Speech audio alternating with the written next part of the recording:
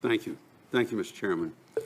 It's my understanding that the latest operational statistics provided by DHS that this year in the Rio Grande Valley sector alone, more than 19,000 persons are apprehended by the Border Patrol were released into the interior of the country without a court date to adjudicate their illegal entry.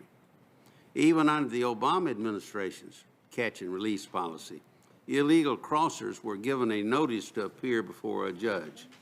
My question to both of you is this. What is the plan for these 19,000 illegal immigrants? And how are you planning to track them once they've been led into the country? And are you in essence conceding that these people will be allowed to stay in the country indefinitely? In other words, what's going on here? Mr. Attorney General, start with you. Well, the specific program you're talking about, I'm going to have to defer to the Secretary of DHS. I know that the Secretary is trying to prioritize his enforcement efforts.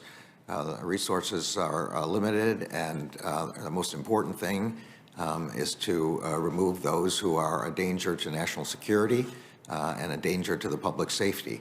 And I understand those to be his enforcement priorities. Okay. Mr. Attorney General, federal law defines domestic terrorism as a violation of the criminal laws of the U.S. or any state that appears intended to intimidate or coerce. As I said in my opening statement, that was the case with the events of January the 6th, and the individual who committed those acts should be punished to the fullest extent of the law. I believe that. At the same time, sir, I'm trying to understand the difference between those acts and the ones perpetuated last summer by groups like Antifa and others that rioted, vandalized, and frankly terrorized cities like Portland, Minneapolis, and Washington, D.C., all in an effort to deliver, as they say, a message. My question is this. Sir, what is the actual difference between these acts besides the groups carrying them out? And if there is not one, how can you assure this committee and the American people that the Department of Justice under your leadership is pursuing all who commit such acts with equal vigor? In other words, you're not selectively prosecuting, but you're going after all lawbreakers. Senator, as I said in my opening statement, and as you said in your statement, the role of the Justice Department is prosecute, investigate and prosecute violations of the criminal law, regardless of ideology. Your quotation from Director Wray is one I would join myself, that we don't care what the ideology is.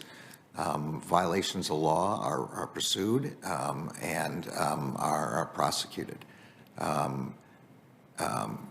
I think it is fair to say that in my career as a judge and in law enforcement, I have not seen a more dangerous threat to democracy than the invasion of the Capitol. This was an attempt by some, and I want to be very careful to not ascribe it to all because every case is individually decided. But there was an attempt to interfere with the fundamental element of our democracy, the peaceful transfer of power. And if there has to be a hierarchy of things that we prioritize, this would be the one we prioritize because it is the most dangerous threat to our democracy. But that does not mean that we don't focus on other threats and that we don't focus on other crimes. We do, and we don't care about the ideology behind them. Is rioting and pilfering and all of this in our cities, where it breaks the law, is that subject to prosecution? Of course, anything that breaks the law. Just like any other break. Anything that breaks the law is subject to prosecution. May not be subject to federal prosecution. There has to be a federal crime involved, but if it breaks the law, of course, it's subject to prosecution. But a lot of it could be subject to federal prosecution. It could, yes, absolutely it could, and the Justice Department looks for where there are violations of federal crimes. Mr. Secretary, in the past 5 years, Congress has directly provided the Department of Homeland Security with billions of dollars for the construction of a border wall, and we know where it is today. I think it's affront to this committee and to a lot of us for Congress and to Congress's power of the purse.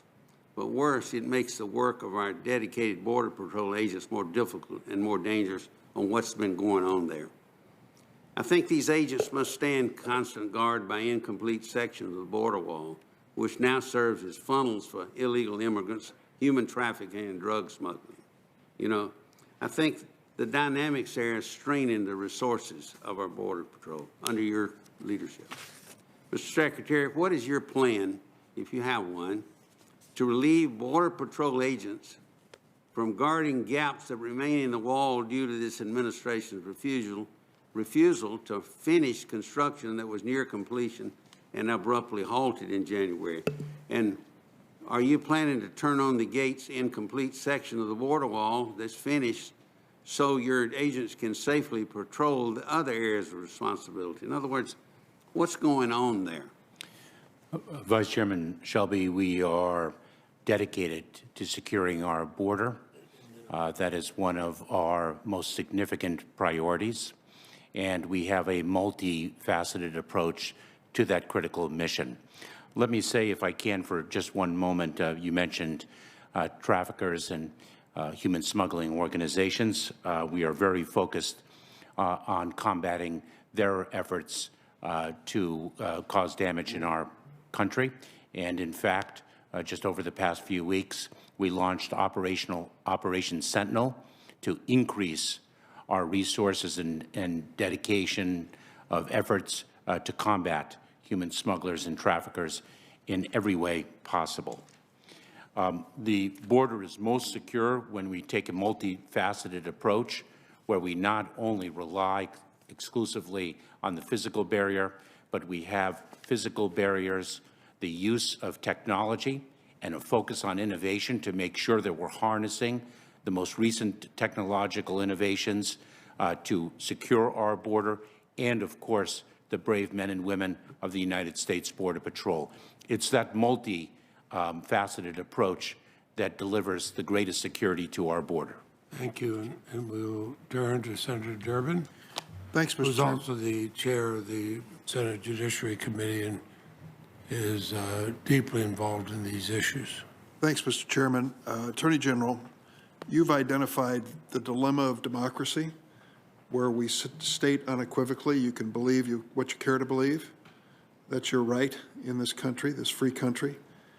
But when you take action in pursuance of your beliefs, then we have to take a critical eye toward that action to determine whether or not it has broken the law and endangers the rights of others.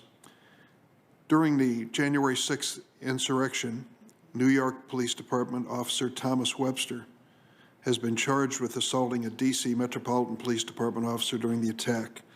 Body camera footage shows Webster attacking the Metropolitan Police Department officer with a metal flagpole, tackling him and trying to rip off his face shield and gas mask. This raises a question which is painful to consider, but we have to consider, and that is whether or not in the ranks of law enforcement, either at the federal level or state and local level, there are those who would use their political beliefs in a manner which is inconsistent with your earlier statement. What are your thoughts about how we can deal with this? Well, you put your finger on the most difficult problem we have, which is balancing First Amendment, free association, free speech rights with protection of our communities against criminal acts. Within the Justice Department itself, we are beginning our own review of our procedures. Over the last couple of weeks, we've been discussing how to go about this. The Deputy Attorney General has met with the heads of all of our law enforcement agencies to determine how we can carefully vet our own employees. Again, always being mindful of First Amendment and free associational rights, but at the same time being careful that we don't have people in our ranks who would commit criminal acts or who are not able to carry on their duties. So that's one set of things, looking within ourselves. And the second are, we have with respect to our joint terrorism task forces, we have a vetting procedure like we have for our own agents with respect to careful backgrounds.